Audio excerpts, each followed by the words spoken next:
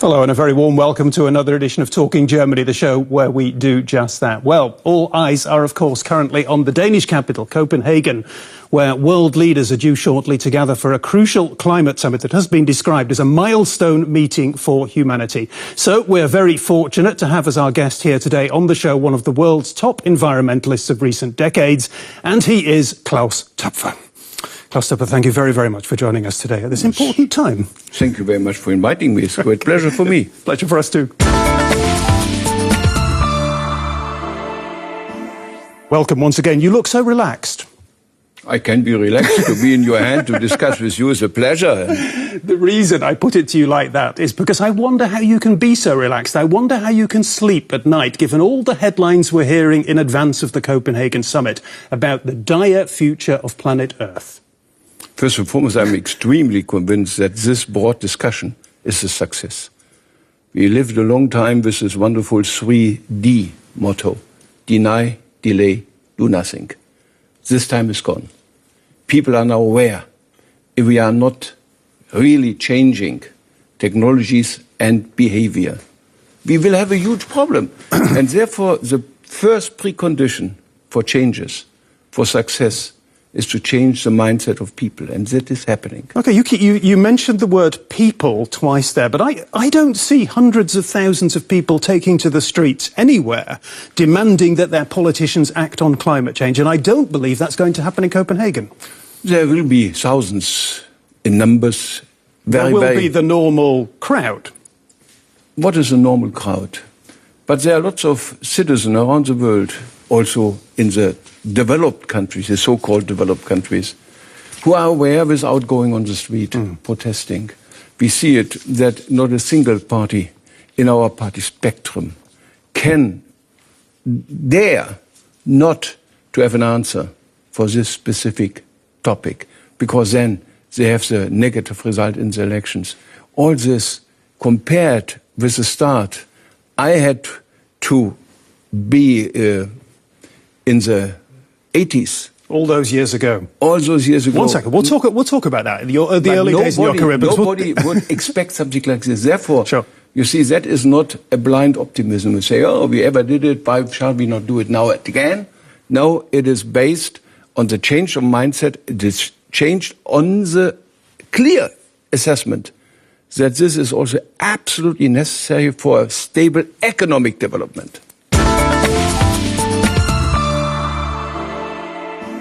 Well, Klaus Töpfer, you yourself mentioned it, the very early days of your career, how unfashionable environmental politics were back then. And now they're right in the centre of politics, almost a life and death issue. It's an incredible development. Of course, yes. Yeah. And I come back, it is a reason that people are again and again asking themselves, do we pay too high a price for our well-being, for our economic progress?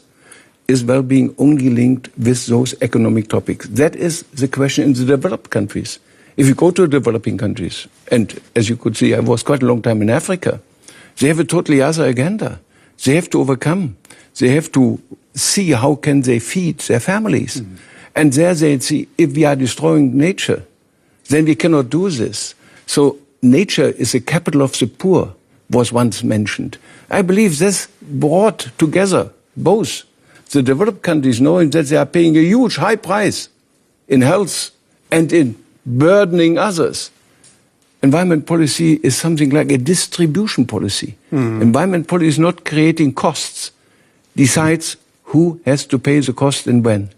Other people, other generations, or nature. Let me ask you, what you're talking about in a way is the link between environment and poverty in many ways. When you were in Africa, you came from a family that was not very well off. You grew up in a family that was not very well off. Were you very receptive as a result of that for what you were seeing around you in Nairobi and in the rest of Africa? That was really the eye-opener for me, and therefore the time in Africa was so very important for me. You come from a very developed country in the traditional term of the definition of development. And then we were confronted in Nairobi with the biggest slum in Africa. You see people living in conditions you never can imagine. And then you come and say, please don't cut this tree.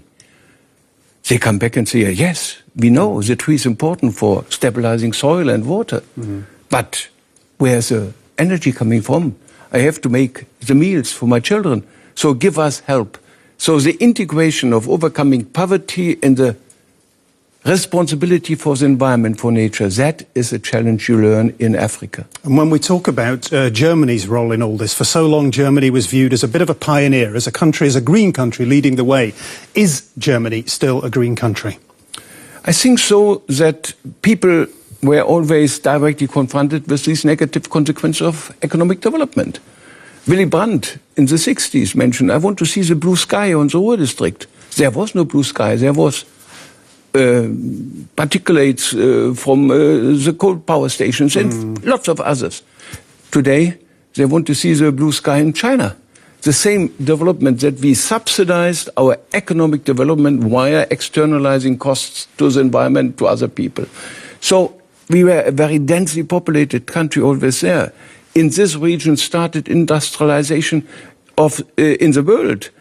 And therefore, they were forced to be open for those changes. And I believe that this goes on, knowing that other countries and other nations around the world and lots of people in different nations are extremely committed to this topic of the environment policy. Let me ask you this. There are a lot of people. You are among the large body of people, of politicians and scientists, who say there is a grave problem of climate change facing the planet. There are people who are skeptics about that, and they say that you, people like you, are slaves to a mindset, to a groupthink. What do you say to those people? First and foremost, I'm not accusing them. That's a good tradition. It's a need. Science is never a finished topic. Science, Sir Karl Popper told us this long time ago, is always to ask, how can I falsify the knowledge today, not how can I verify it. Therefore, it's good that there are people trying to falsify our knowledge. I'm not an ideologist. But all the information we have integrated in this wonderful instrument of an intergovernmental panel on climate change, IPCC, come to the conclusion that there is the highest probability that there is a direct interrelation between the burning of fossil fuels and the emission of CO2, greenhouse gases, and greenhouse gases like methane and others, and the change of climate. So maybe science against skeptics. Not against skeptics. A good thing, you say. My problem with a skeptic is simply you don't misuse this as an alibi for not doing something. That's my problem. Angela Merkel, climate chancellor or car chancellor? For sure, she is a very, very good climate envoy, a leader in this difficult field. On the international stage? Yes. What about domestically? I think also in Germany, you see, we realized our reduction of CO2 emissions to 22%. That's even a little bit more than we were obliged in the joint implementation of the European Union. There was a lot of chances for us after reunification, without any doubt, but nevertheless, we see that the decision of the European Union, this agenda 3 times 20 until 2020, wouldn't be possible without her very strong activity in this field. So, of course, to implement this is another topic than to decide on targets. And therefore, we have to back again and again and again that this is also integrated, for example, in the rescue packages for the economy. Okay, yeah, when you talk about rescue packages for the economy, she's been investing in cars, not in the environment. We had recently here in Germany the World Business Council for Sustainable Development, and they said, talking about Germany's record on sustainable development, Germany is still the world market leader, but China, the US and other countries are catching up. That's wonderful. That's wonderful. Yeah, it's wonderful, but it's also because Angela Merkel is putting environmental concerns on the back burner. No. Environment must be always react to bottlenecks. And we did it. And so technologies came. What we are doing with energy efficiency technologies, what we are doing in Germany with regard to the development of modern grid systems for electricity, what we are doing with regard to the storage is, I believe, very helpful. Set aside the huge activity in the renewable energies. So I don't want to underline that we do enough. We have to do more, and we have to stick to what we decided before. And on the other side, I'm very happy that others are coming now. Exactly, China. China is catching up. This is true, isn't it? You spend a lot of time in China. I've quite a lot of time in China. I'm, in the meantime, the honorable citizen of Shanghai. Oh. And I'm very closely involved in the next Expo 2010, Better City, Better Life. Let me interrupt you. Have the Chinese seen the light? They see it daily, simply because they have the interrelation between a stable environment and economic progress. They learn the lesson day by day. If you only subsidize your economic development via nature capital, you come to an end. You come to an end with regard to available water. You come to an end with regard to the soil, with regard to human health and air pollution. Only mentioning those, you come to an end with regard to resources and waste. All this is combining the environmental need with the economic advantage. This is most important, and this is well known in China. Okay, Shanghai, you mentioned it. The city is hosting the Expo 2010. Better City, Better Life is the motto. You've been brought in as an environmental consultant. You've got 3 sentences to tell me what your message is. Concise.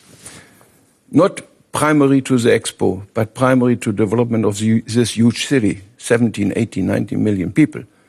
Question, how to handle water. 200 liter per capita in Shanghai, less than 100 liter per capita in Germany.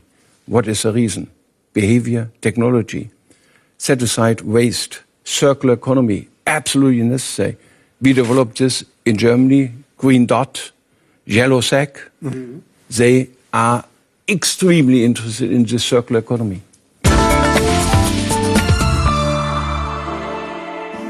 We'll talk about preconceptions about Germany perhaps in a second. First, this question, Klaus Töpfer. Does Shanghai really have what it takes to be one of the cities of the future? They are really fighting for this message. It is a huge chance for Shanghai and for China altogether.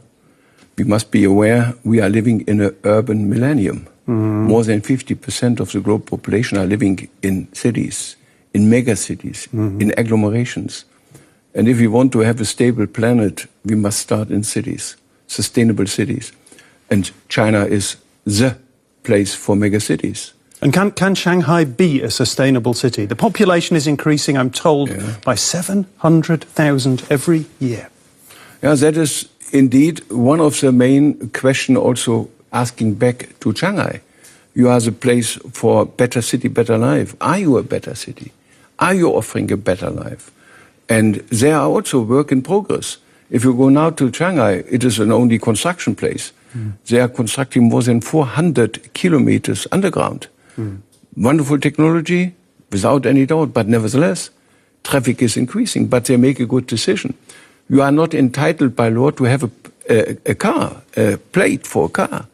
You must auction this. They have only a number of plates. I see. So you pay today for a plate in Shanghai to have a car license, something between 2,000 and 3,500 euros. That's interesting. Only for the plate, so they can control the numbers better. If you go to Beijing, they don't have this regulation. Booming of the private cars, daily 2,000 cars more in Beijing. That's not the situation in Shanghai. So they are trying a lot to use their economic strength also for upgrading the infrastructure, for having a better handling of sewage water and waste. This was done in Beijing specifically with regard to the Olympics. And the Expo is another big event which gives you a push in the direction you want to go anyhow. So let's cross fingers. What can Germany learn from the Chinese? I think they are very, very decision-oriented. They are not discussing for the sake of discussion. They come to a decision. This may be also linked with some risk, no doubt. It might be linked to the fact that China is not a... Is China a democracy? Klaus Töpfer, yes or no? It is a specific way to integrate people. It is not a democracy in our sense of the word. But they are more and more opening up to participation of people, integrating them in the planning process. There was a spectacular example that the monorail coming from the Pudong airport downtown was planned to be prolongated to the other airport in Shanghai. That didn't happen because the people were against it. Huge change the mindset. So I don't want to only paint everything blue or white. There are very open questions to solve. But I'm very happy to see that this is very well known also in the leadership of this country. Circular economy. What we did with green dot and yellow sack. This is, again, economically very viable and environmentally necessary. All this is now happening there more and more. So what we've learned now what Germany can learn from China and what China has and can learn from Germany. That's interesting. Now, this is perhaps the moment that I should point out to you that you can, of course, read my blog on Klaus Töpfer. It's going to be featuring strawberries, by the way. I've also got blogs on other guests. You can read those too. It's all on the Talking Germany website. If you like Talking Germany, you can find out more on the internet. Our host Peter Craven is keeping a blog on the many shows and guests of the series. Find out more about what happens behind the scenes, gossip, experiences, and how the whole show is put together. Just visit blogs.dw-world.de/Talking Germany. And you can tell us what you think about the program there too. And we've just got time for our quick-fire quiz. Mr. Töpfer, quick answers, please. A nice, easy one to begin. Car or bike? Bike plus train. Individual action or collective action? Individual action to stimulate collective action. Environmentalists are sandal-wearing tree huggers or cool people like you and me? The image changed, luckily, to people like you and myself. Would you rather swim across the Rhine or the Yangtze? I would ask younger people to decide this. I did it once. Once is enough. Quick, more international conferences or fewer? Fewer. Thank you. He's been an interesting guest, hasn't he? The environmentalist Klaus Töpfer. If you've enjoyed his company as much as I have, then do come back next week. Tschüss.